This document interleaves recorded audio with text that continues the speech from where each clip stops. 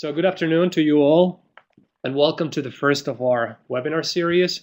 We're going to have 4 webinars throughout the year, which will cover sort of the 4 building blocks of the foreign policy course. That is to say, theories, actors, vehicles and partners, and finally the main functional and geographical themes in EU foreign policy. The first webinar, today's webinar, will address the main theoretical approaches to European foreign policy cooperation. So it will be sort of a recap of the last 3 lectures you've had, which means we're going to have 3 presentations.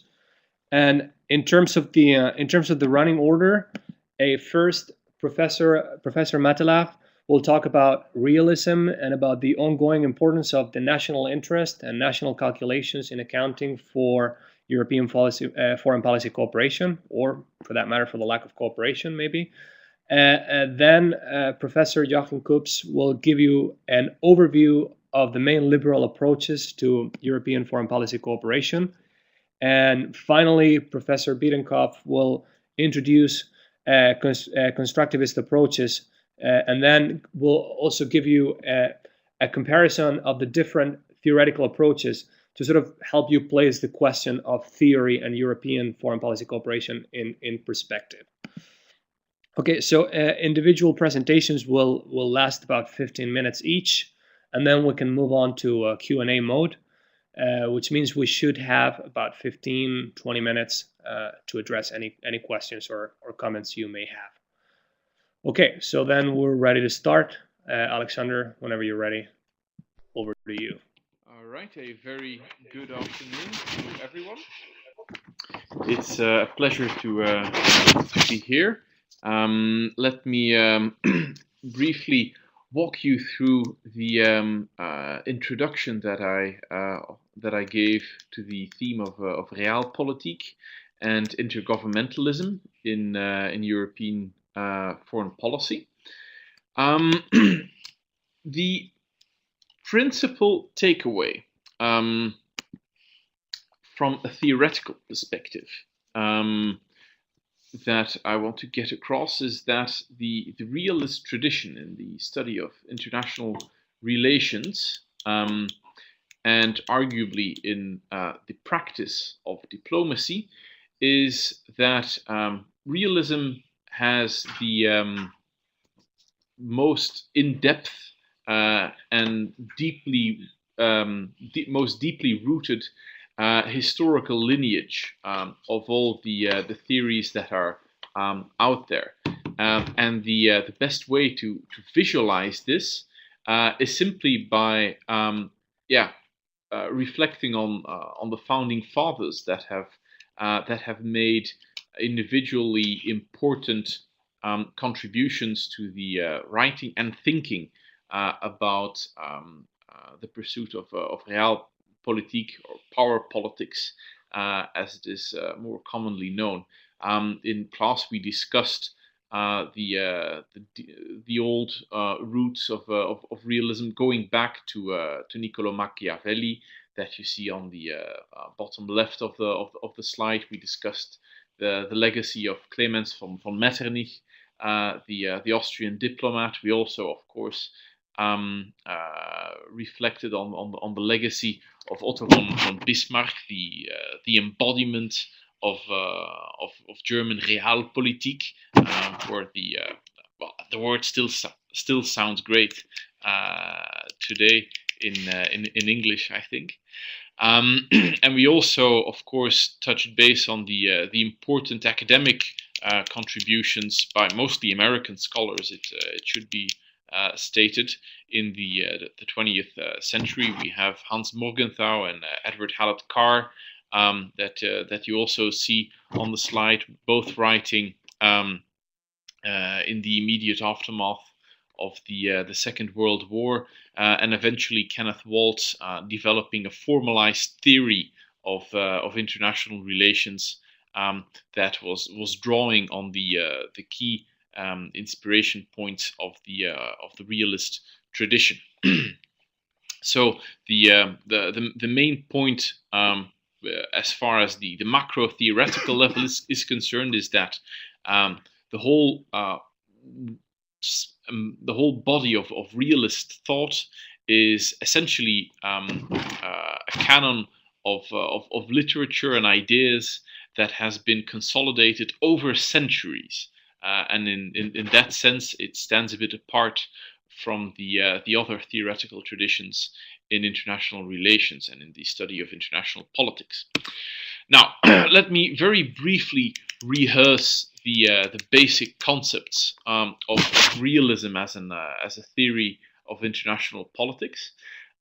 Realists proceed from the assumption or from the maxim that the realm of international politics is a realm characterized by anarchy. That means that states are the individual actors that are operating in in a self-help system. There is no world government, a government that has the authority and the actual capability to enforce the rule of law.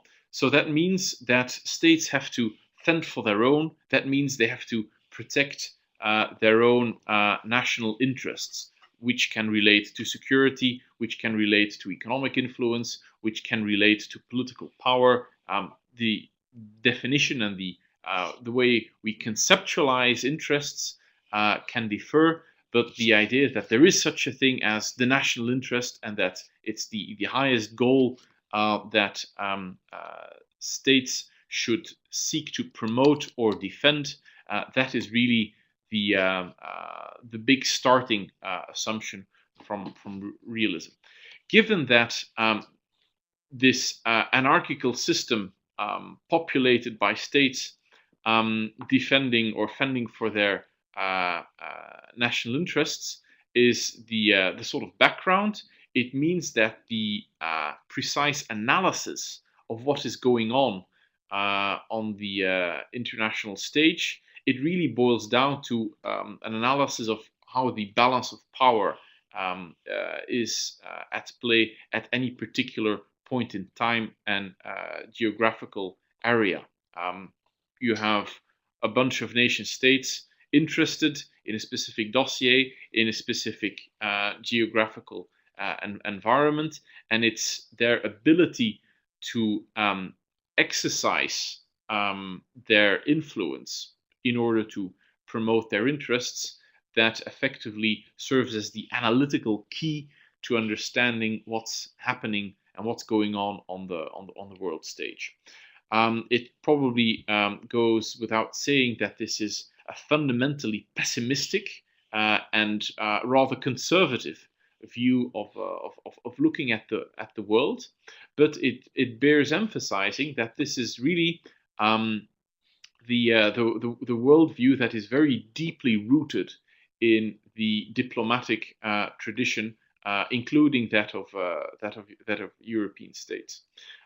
Just for the sake of theoretical completeness, I should also add that there exist many different shades and nuances of realist thought. You have the distinction between the so-called offensive and the so-called defensive realists. You have the classical realists versus the neo-realists. You have a school of thought that goes by the name of structural realists. So there are a lot of differences of opinion within the community of scholars that subscribe to this view of international affairs still, but the basics that I just outlined, that are really sort of the common building blocks of the analysis they propose of the international system.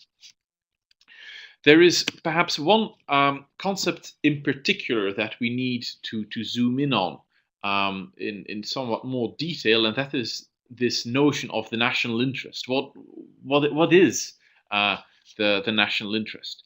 Well, here we need to clearly state that realism essentially relates to a sort of rational actor model. The state is presumed to be an actor that calculates what is in its interest or what is not in its interest, what might contribute to enhance the influence, the power, the security of a state, and what might act as a hindering block, or what might cause a state to lose influence, to become threatened by its neighbors, to see its economic weight and influence reduce. So this idea of calculating what interests are is very much at the heart of balance of power thinking. That is why realists typically zoom in on those things that can be calculated, that can be numbered, that can refer to either military capabilities, numbers of airplanes, number of tanks, numbers of nuclear weapons, and so on and so forth. It can relate to the economic weight. What's the GDP of a state? What's its trade balance, etc.? What are a state's currency reserves, and so on and so forth? Everything that can be counted, that makes for something that can be part of this rational actor model. We should, of course, also mention that these interests of whatever field they relate to always position themselves on a spectrum that ranges from the objective sphere to the more subjective sphere. Everything that can be counted, military capabilities, economic weight, that would typically fall under the more objective category, or would lean towards the objective end of the spectrum. At the most objective end of the spectrum, you of course also have the very notion of geography to consider. States exist in a particular geographical environment. They're either surrounded by land or by sea. And if they are surrounded by land, it means they are surrounded by neighbors. And they will have to take their specific neighborhood into account when conducting their foreign policy. The focus on what is objective should not obscure that there are admittedly some parts of interests that are more subjective, because many of these things can also be represented in different ways using different types of language and vocabulary. One should probably, in particular, think of the history that influences a state's particular foreign policy. Somebody has to write the history books, and the same historical events can probably be described from different perspectives. So yes, of course, history is an important determiner in how a state thinks about its foreign policy. It will influence its culture, its strategic culture. That's a concept that some scholars would also use. Its approach to conducting foreign policy and its approach to conducting warfare as well. But everything that relates to history and culture, that's essentially a realm that is open to interpretation and different aspects of which can be stressed by some scholars and represented differently by others. So that is really all taken together the sort of very, very short introduction to the realist tradition in the study of international relations. When we try to relate this to the idea of cooperation between European states, we should expand on this by stressing the notion of intergovernmentalism. At present, we of course find ourselves in a situation where there exists such a thing as the European Commission, the European Central Bank, the European Court of Justice, etc., etc. But it needs to be taken into account that all these institutions that are now playing a rather prominent role in mitigating intra-European affairs are also the historical product of a process of cooperation, of increasing European integration that was from the very start driven by all the member states that actually participated into that process, that chose to participate at some point in that process, either by founding the institutions or by signing up to them at a later stage. And if you in particular concentrate on that process of deciding to set up institutions, to expand their mandate, to increase their authority into a particular policy field, that aspect of European cooperation represents essentially a bargaining game conducted amongst national capitals. And that is also a process in which foreign ministries, European foreign ministries, still engage in the same old diplomatic horse trading practices that they have been exercising and conducting for centuries and centuries, ever since European states came into existence, well, throughout the past millennium, really. We should bear in mind that this bargaining game, it's a process that takes place amongst national capitals on typically on the basis of consensus. So everybody has to sign up to any particular decision. Decisions get taken by unanimity whenever the very important policy dossiers are put on the table.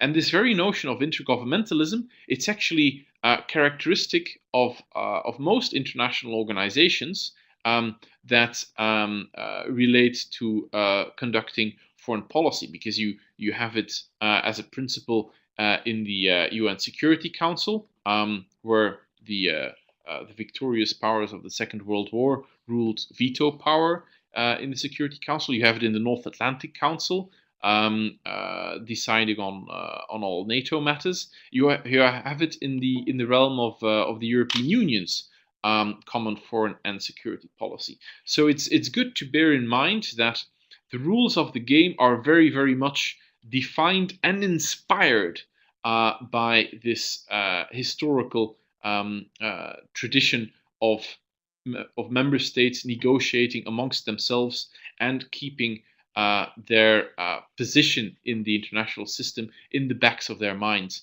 whenever they are engaging in these discussions.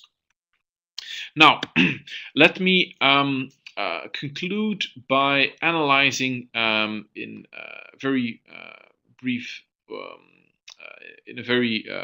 overview of how this all plays out in the European Union's foreign policy.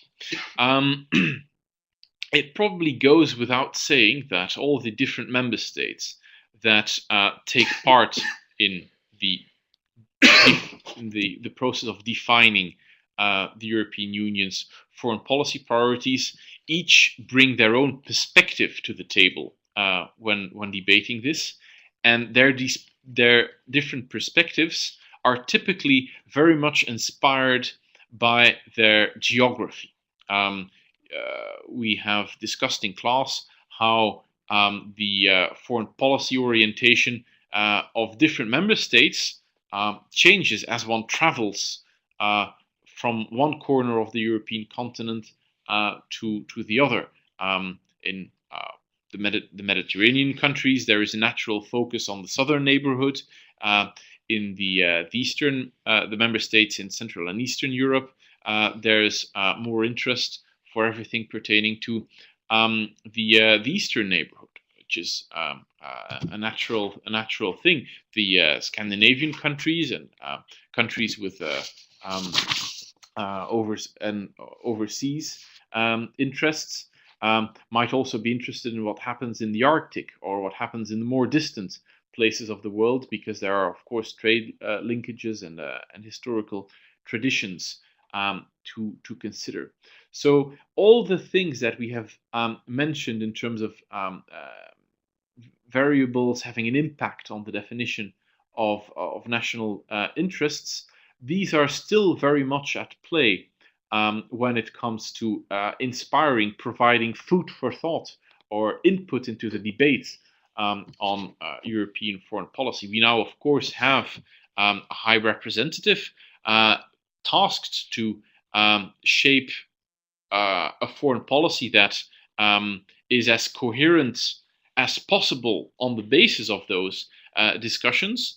But it's of course good to bear in mind that on a very regular basis, the foreign ministers get together in the Foreign Affairs Council, occasionally joined by the defense ministers, that in their turn report to their heads of state, who get together a few times a year in the European Council, the highest political authority of the European Union. We now, of course, have the European Council devoted to defense issues coming up next month in mid-December. So this whole bargaining game that very much still takes place, it's mitigated to some extent by the European institutions, but the bargaining game, where member states keep an eye on their position in the international system and in the European system, is still very much at play. And for those of you interested into a good laugh, I would suggest that you Google some video clips of the old British sitcom Yes Minister, where all of these debates are highlighted with a lot of humor.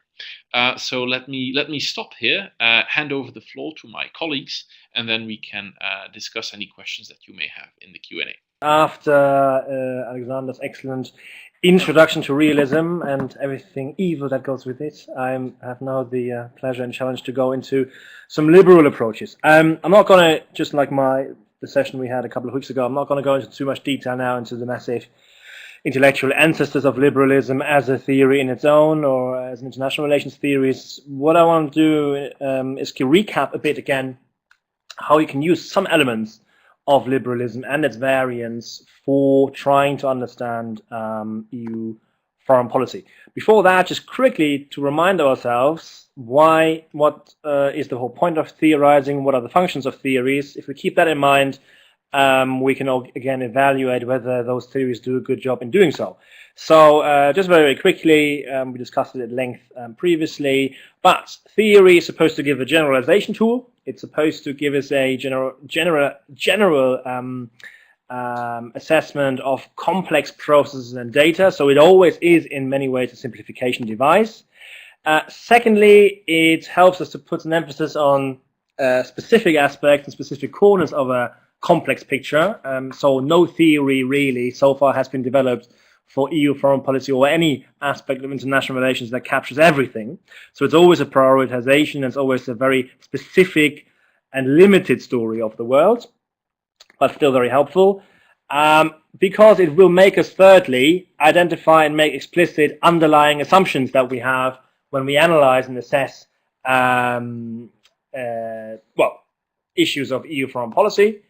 And then each theory always has a normative and prescriptive element, which means not only trying to describe, but trying to prescribe or trying to tell us what a certain actor or foreign policy should look like. So these kind of things should be kept in mind when we look at the theories. And then I put it here fifthly, but very, how should I say this, with a lot of pain in my stomach, theories also are normally and supposedly about predicting outcomes. So in the natural sciences, we have that pretty well. As we discussed last time, theories of gravity predict pretty much what will happen after the 9th time you drop a item on the table. But theories of social complexes and international relations, especially EU foreign policy, are particularly bad at predicting outcomes. So I think we put this in big brackets. But maybe you can come up with a better theory throughout this semester that might also then predict things.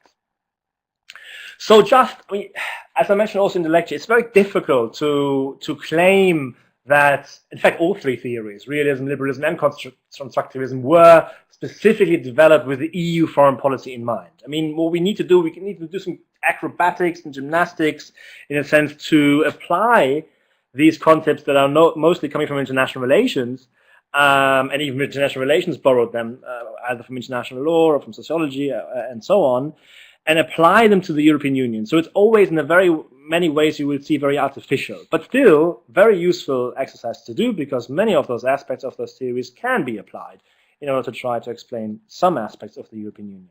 So I want to kind of go through these two boxes again from last time, which is in a sense internal aspects of the EU that can be explained through elements and concepts from liberal tradition, and then how these correspond to external aspects, i.e. how those internal processes and explanations then can also explain the external behavior, i.e. the foreign policy behavior of the EU. So, a couple of those key aspects of the liberal thought in many ways are, of course, democratic peace theory. That's one of the few things we can be proud about in liberalism, because one of the few things that looks like a law. The idea is democracies, for a variety of reasons, do not go to war with each other. They do, of course, as a footnote, go to war with non-democracies. And it goes back to the Kantian principle of Immanuel Kant's perpetual peace, the idea that if you have a world full of democracies and republics, you will also have a peaceful world, and you will have perpetual peace because of this idea that democracies don't fight each other. Why don't they do it? Because they're internally more controlled. There are policymakers are more or less have to be responsive, more or less, I say this, to the opinion of the electorate. Public opinion can control more or less. Parliaments can control more or less the decision to go to war or not. So the idea behind democratic peace theory is, if we spread democracy around the world, we'll be more stable. That this doesn't really work that well, we can see in Iraq, because in many ways the neoconservative government of George Bush Jr. actually had a very liberal foreign policy, if you take it from that side, which was to, democratize Iraq, and with that democratize the Middle East. Doesn't quite work, especially not if neoconservatives apply this theory. Then you have the idea of a security community, and that's specifically approach to the European Union, but also to regional organizations. Karl Deutsch was the kind of forethinker of this, and the idea is a security community is a specific democratic peace. It means not only do we have peace between the states and the governments within a certain geographical but also political area, but actually war is materially impossible and even inconceivable. So it would be unthinkable, for example, that the members of the European Union launch a conventional war on each other. They still launch spying and data-related wars on each other, but certainly not conventional weapon-involving wars. And the same can be said to an extent for the North Atlantic Treaty Organization, but to a lesser extent for a variety of reasons, because the EU is much stronger in terms of its institutionalization.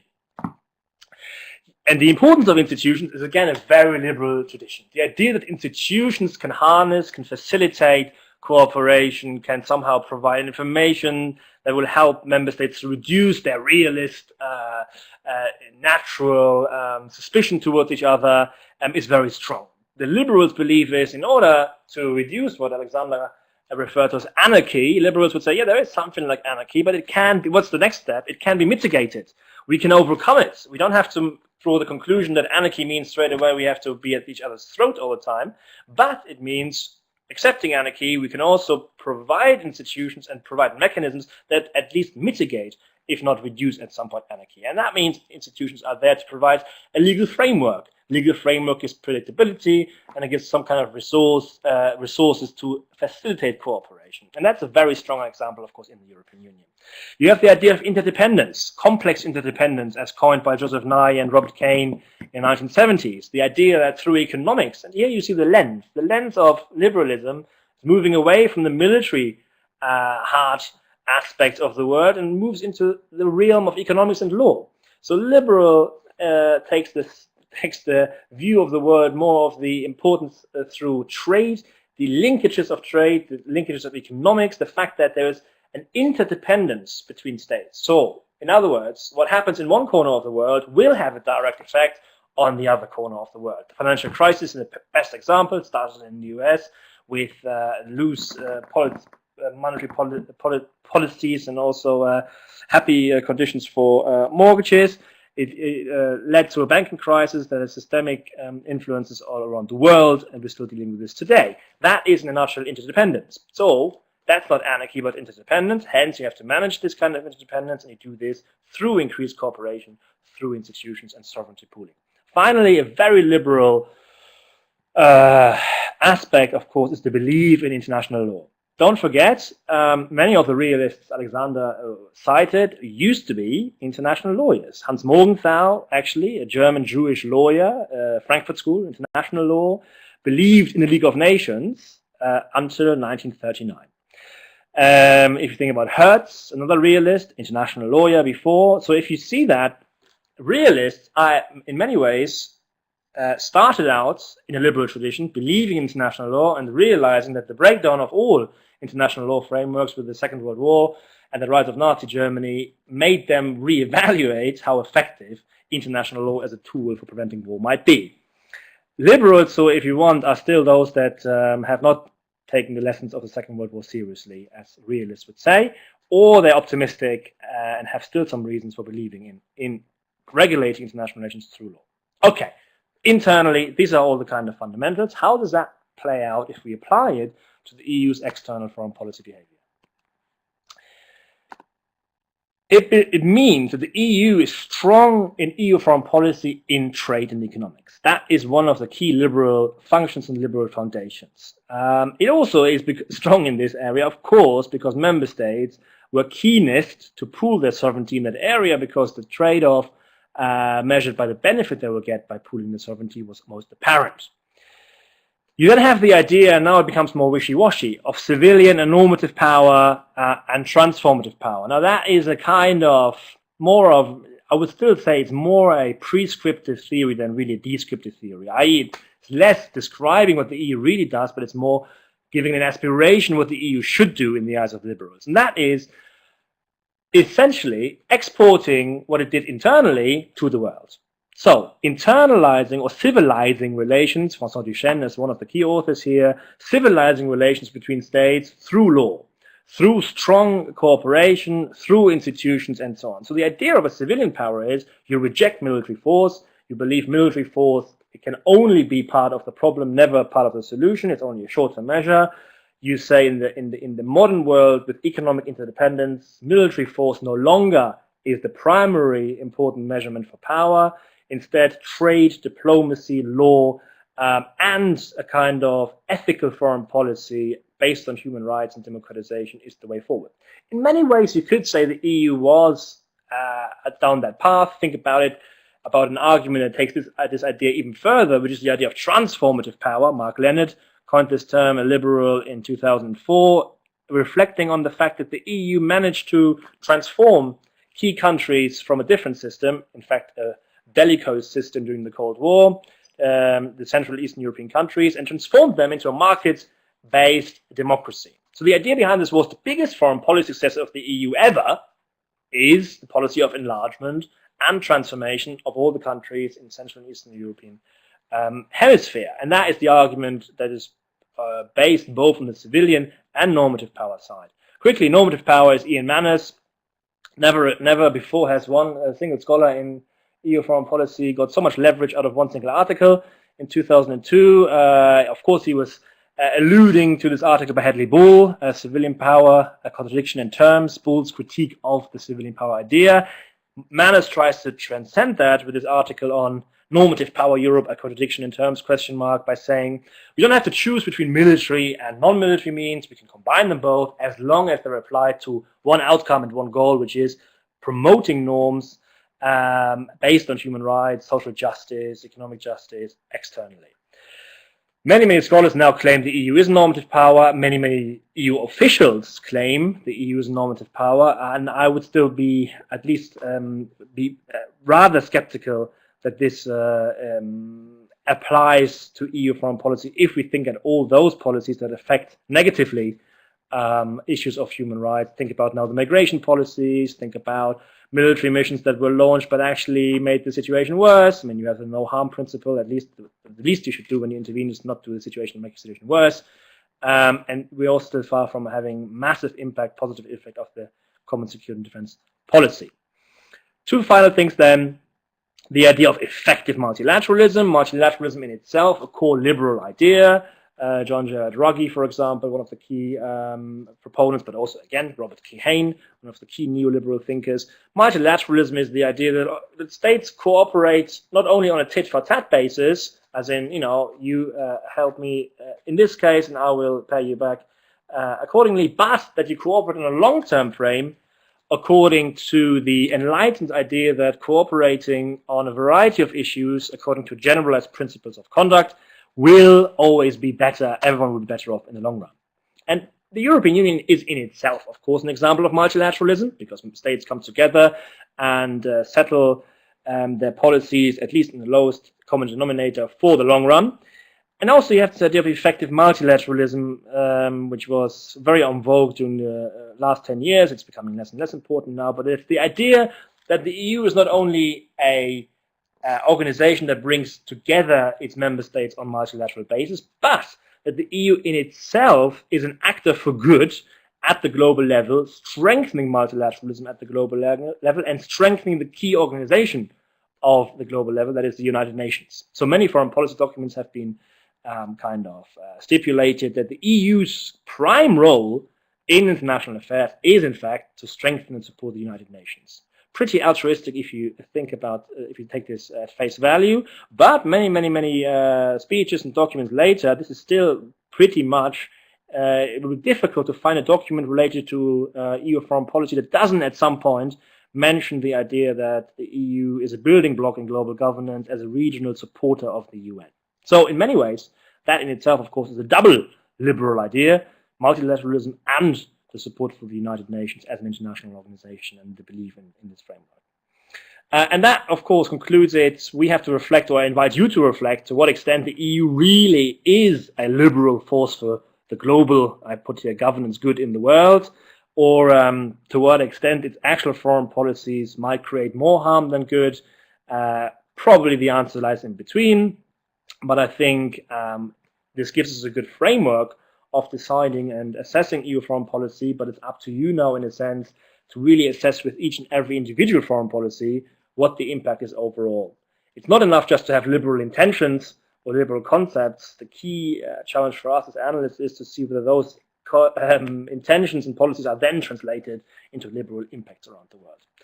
There are a couple of more slides that goes into a bit more detail on IR theory family, but you've seen this last time, and of course the slides are available. You can look at that in more detail on your own, and you already see the bubble of constructivism, but that's of course Katja's key domain to focus on. Thanks very much. Good. Well, thank you very much. I feel that I don't have much to say because Professor Krups already started comparing the theories, but nonetheless, I'll try to take you through the third big strand of IR theory, if you want. And I do say IR theory, international relations theories, because constructivism, as more or less the two others, is not per se an EU integration theory. And for constructivism, you could use elements to explain EU integration, but there's no European integration theory that actually is fully based on constructivism, or you can't easily maybe apply all of them. But nonetheless, as also Professor Krups already said, you can use this theory very well to analyze the EU's role in international politics and the EU's foreign policy per se. Constructivism is a younger theory than the two others. And it can be seen to some extent as a response to the two others as well, and especially to realism. And what it adds really is that it departs from this rational actor idea. It does not assume that states or different other actors are rationally behaving, calculating all the benefits and downsides of certain decisions, but that they're driven by norms. So that's one of the big differences and contributions of this theory. So basically, that's what we started the lecture with as well, discussing what is constructed. The name of constructivism kind of gives it away that some pictures, some attitudes are being constructed, and that's a core element of constructivism. It does take interests, national interests, not as a given, not as a fixed factor that's there, that is constant, stable, and doesn't change, but it rather starts from the assumption that norms and beliefs shape what we see, shape our behavior, and also that national interests of worldviews can actually change and evolve over time. So it has this more, change over time aspect as opposed to, for example, realism. And I just have a few pictures to illustrate what actually is meant by, worldviews, constructing the world. And I found one map that's a few thousand years old, and people at the time actually did see the world very differently based on what they knew at the time, and so they constructed their worldview quite differently from what we would do today. And I found another caricature of how the Americans would maybe see the world. So really based on what your beliefs are, what your experiences are, what your ideas are, you might see the world very differently, and especially if you contrast this American view with how the French would see the world. Obviously, Paris is a bit bigger here. So, this is just in a funny way to kind of look at or explain what this is all about. And if you go into this a bit more seriously, and if you, for example, read the text by Alexander Wendt, who's one of the key constructivists who defined and developed this theory, I put a quote on this slide, and he says, "Anarchy is what states make of it." And we did discuss this quote a bit in more detail in the lecture. But basically, this anarchy, the word refers very much to what Professor Matala mentioned earlier. Realists see the world as an anarchy, and then states behave in their own self-help interest. And that's where the constructivists say, no, this is just what states, how they perceive it. So thoughts and ideas actually change the system itself. And he actually characterizes anarchy, or he has 3 types or cultures of anarchy, which means that he says states can see each other either as enemies, as rivals, or as friends. And depending on whether you consider and see a country as a friend or an enemy or a rival, you might define your foreign policy very differently, and you might act very differently towards that country. Okay, and I now focus on constructivism as an IR theory. We did talk about constructivism as a social theory and as an EU theory as well, but that will go into too much detail. Basically, one of the core elements is that interaction between countries actually creates their identities and interests. So that's what I mentioned earlier already. National interests are not given, they are actually shaped and constructed through interacting with different actors in different countries. A second core element is that norms actually play a very big role. So norms of behavior are embedded in the international society, and you can already see that we're also using very different terms and different terminology in this realm of constructivism, where we're talking about society and behavior, not just interests and some of the other vocabulary that you would read very much in the realist theories.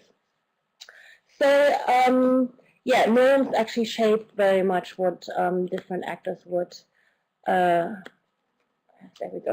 would do. And another important element, and that is something that also is shared a bit with the liberal theory, is the role of international organizations. But constructivists even place more emphasis on transnational actors, on international organizations, and international organizations are actually independent actors. They're not just constructed and steered by the countries that adopted or that founded them, but they actually can develop into own actors. And Martha Finmore is one of the authors who looked very much into the role that international organizations play in diffusing norms, in actually shaping different countries' foreign policies or also internal policies. So there's this whole role of transnational actors and international organizations much more stressed and much more analyzed also in constructivist theories. Another aspect, I'm not sure if there's a delay with my slides. It's the role of domestic factors. So the realists would take the state as a unitary actor. Liberalists already would look into different actors as well, and but the constructivists, I guess, look much more into the domestic factors. What are the norms? What are the beliefs of different actors, also domestically, and how does that shape their interaction internationally with other countries and other actors? Okay, this is a very quick run through the IR theory of constructivism. I do have one slide on social learning, which is very much linked to this idea of constructivism. And that really is based on the thinking that social interaction amongst different actors, deliberation in a group of actors actually can lead to a change of preferences. And here you really have to distinguish between simple learning, which is just changing some strategies based on changing context, which would be a very rational assessment and rational learning. And that should be contrasted with the social learning, which is really the change of beliefs and norms and really internalizing these different worldviews or whatever we're talking about. So here you do have this this distinction between the rational learning, which would be much more something in the two other theories, and the more social learning, really changing your preferences at a deeper level. So processes that we're talking about here is really persuasion, deliberation, argumentation through interaction of actors. And we did talk about the open method of coordination a bit, which is in the EU context, but I'll leave it there. What I've done now, and we'll go through that very quickly, I've now taken all these three theories and tried to compare them, and that's also one of the presentations that we had in class. So if you look at the actors that play a role in the different theories, in realism it's really unitary states. The states are one unitary actor. You don't really disentangle them, you don't really look inside the state. While liberalism already assumes pluralist states, it also talks about the role of international organizations, non-state actors, and the like. So the state's already sort of broken up a bit. And then the constructivists even give much more of an emphasis to international organizations, epistemic communities, non-state actors, and as I said, international organizations are considered as actors in their own right. So the emphasis on who actually shape international policy politics is different here. And if you look at the main characteristics, in realism you really have the national interest, which is given based on these different factors that Professor Matula talked about, and all the different states seek their own, maximize their own benefit in a sort of self-help manner in an anarchic international system. The liberalist theories look much more at interdependence and how that creates mutual interests. So basically not just an addition of different gains, but actually creating something more. So you have mutual interests, and they then create maybe different behaviors. Constructivism is really, as we just said, based on a more of a process, so not a given domestic interests and identities, but they're socially constructed and they can change. If you look at the mechanisms, realism, there it is really balance of power, deterrence, a lot of things that we talked about in the Cold War context, for example.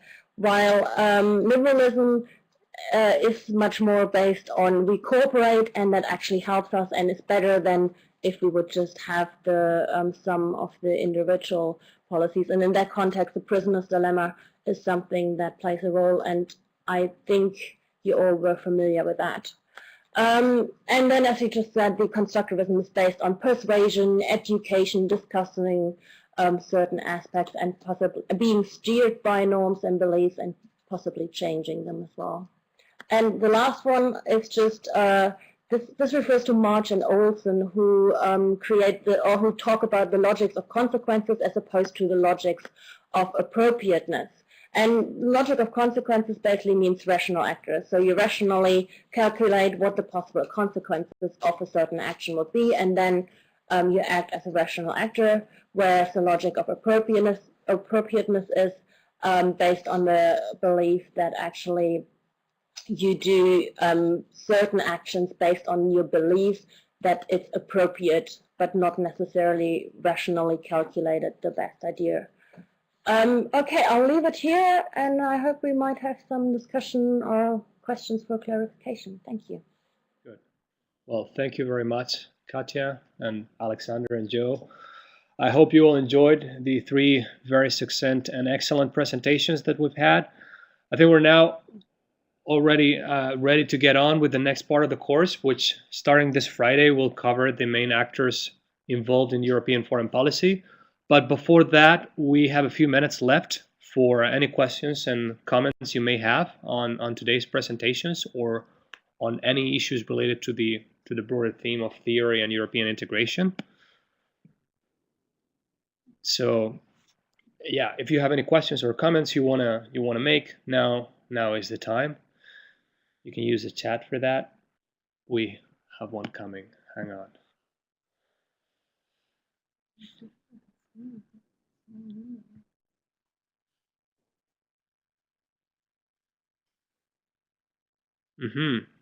That's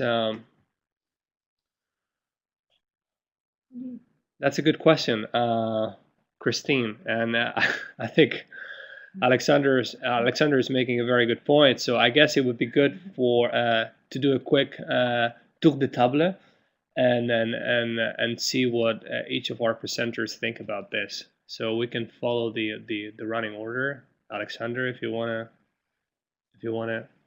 plug in first.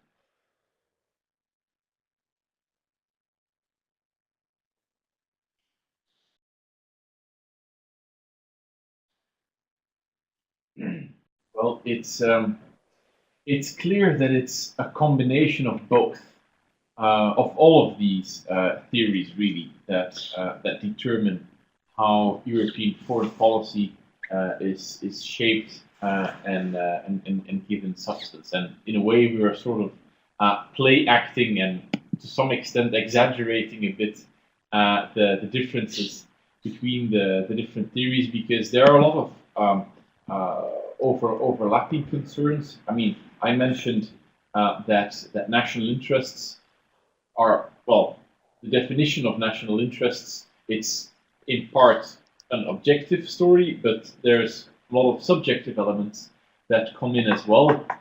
When I mean subjective elements, I really also say, well, these are constructed. Somebody, as I said, somebody writes the history books. The important takeaway, I think, is that the position of realism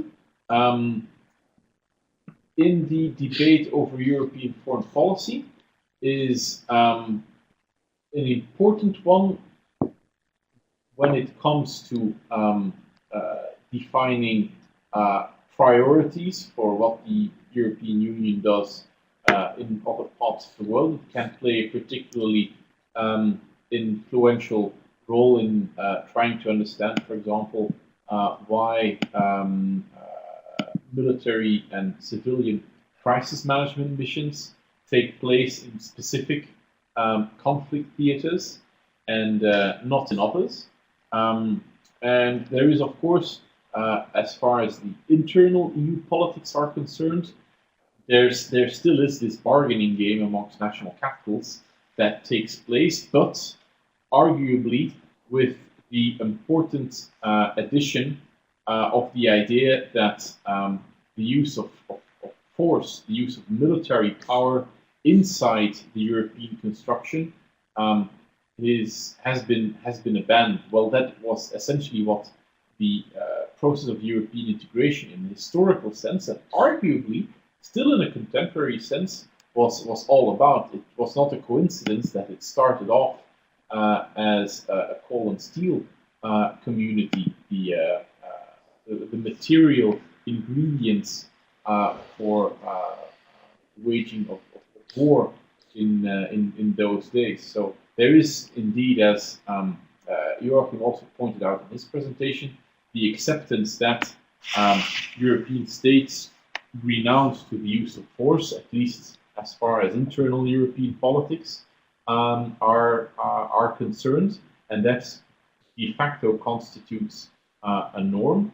Of course, one also needs to take into account that that very process of European integration from coal and steel onward, it also took place in a relatively protected environment, well, to call a spade, under a US security umbrella in which nuclear weapons played a pretty important role.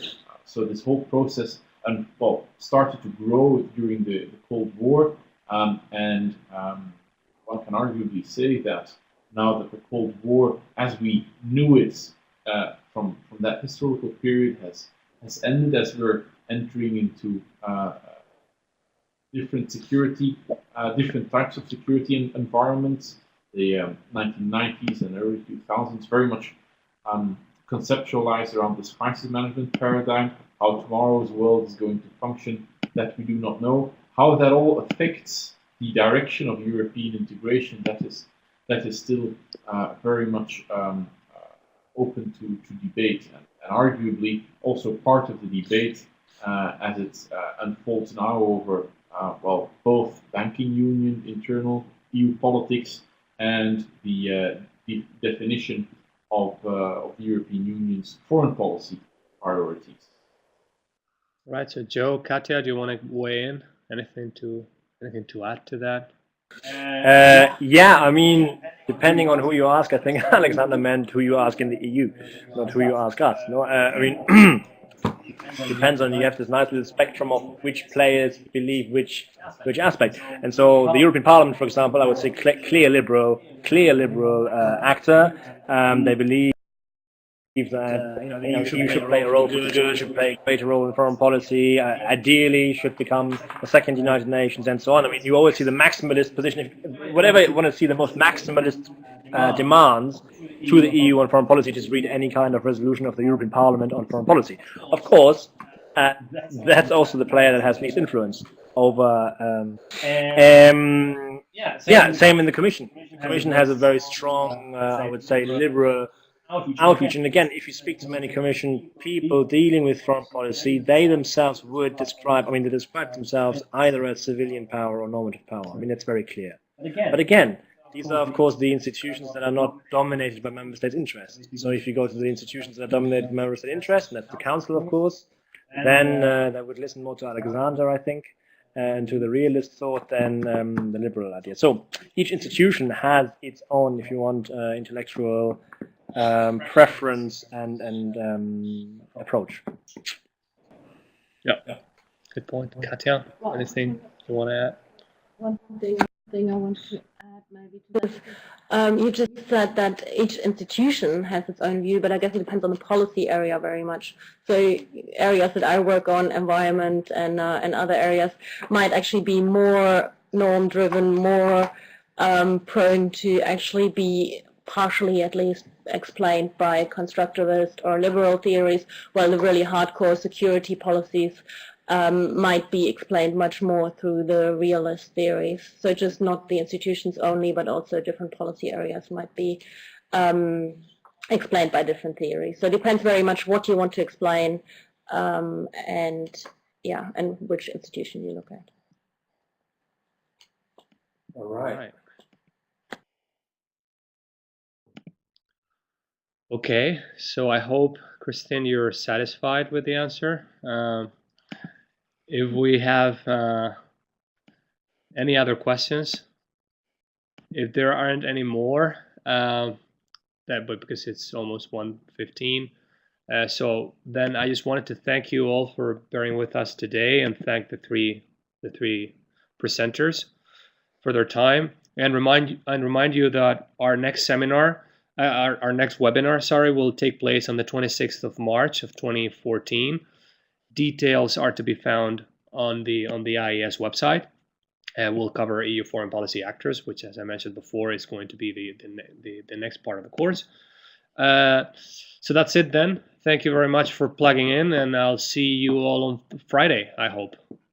Thanks. Have a good day.